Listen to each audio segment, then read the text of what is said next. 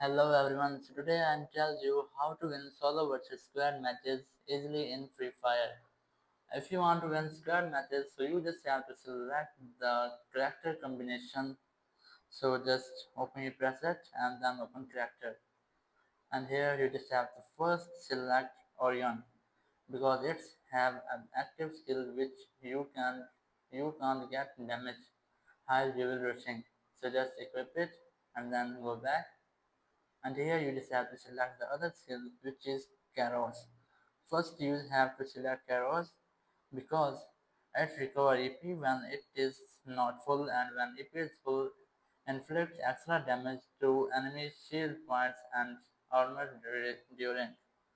And then you just have to select the second character which is Miguel.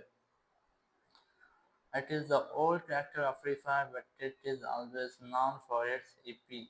When you knock down an enemy, so it will recover your almost 80% EP, and then your Orion will active. And then here you just have to select the third skill, which is Kelly. You just have to select the Kelly because it will give you the movement speed, and then you can rush the enemies easily. So here you just have to select the pet, which is Mr. Wugger. It will give you blue walls when you are being rushed.